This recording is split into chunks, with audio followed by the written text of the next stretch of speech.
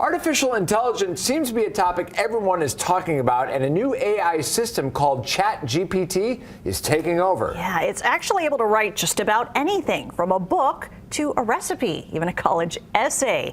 We wanted to know how this is impacting learning today. Danny Maston looked into how it all works and spoke with experts, teachers, and students in this Fox 5 special report.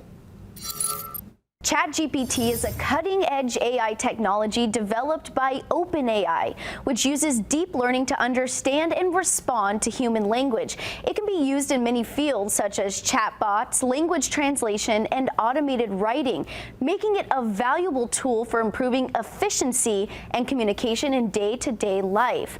Well, you probably think I wrote that description, but it was actually formulated by the ChatGPT program.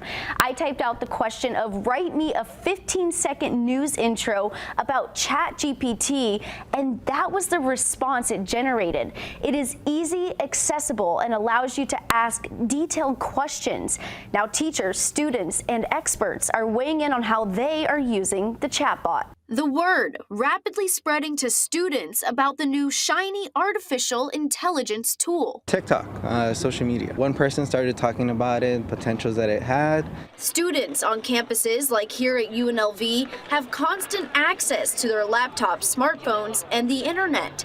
And now, ChatGPT. I've used it in my personal classwork already, so I see the potential that it has to really become the resource for students. We can ask it questions, it can respond, we can modify the questions, and it comes off as very, very real. Kendall Hartley, Associate Professor of Educational Technology at UNLV, tells me this free natural language processing program is unlike any other. Advanced in the sense that it's very real and it's very difficult to tell that it's text that's being generated by a computer.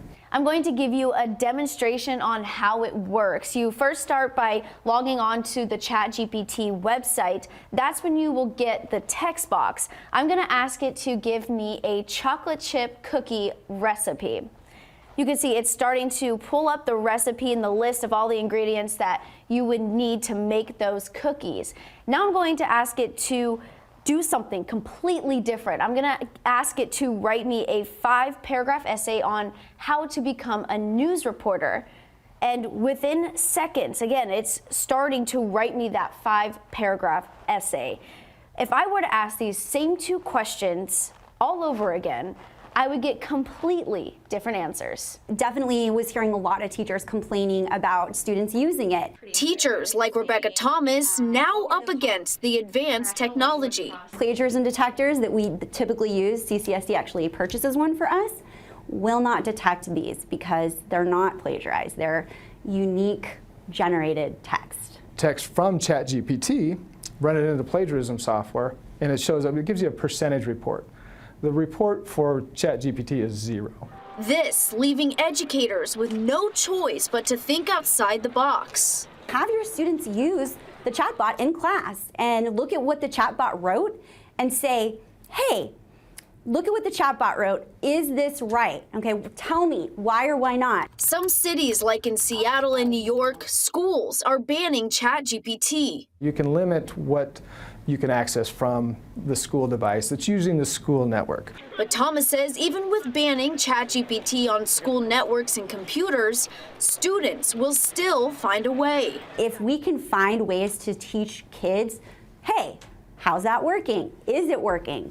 How could we improve it? I think that's a much better way than just saying, we're just going to ban all technology, because we're not going to ban all technology. And that doesn't serve students who are going to be in this technological world. Hartley says educators need a software that can detect when a student has used the chatbot, but with technology always evolving. There's going to be smart people who will be able to come up with tools that will help us determine the probability. Again, we can't ever say for sure the probability that this was generated by an AI device.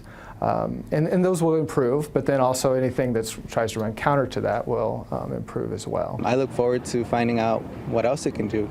People are excited about using ChatGPT for learning.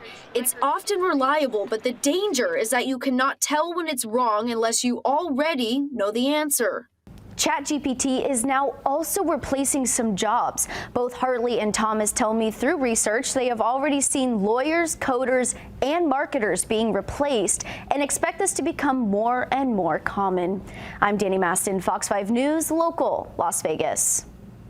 Well, as of now, ChatGPT is free. However, OpenAI CEO Sam Altman tweeted that they'll have to find a way of monetizing it because, in his words, the compute costs are eye-watering. And the company is going to roll out a professional plan. It could cost an estimated $42 a month.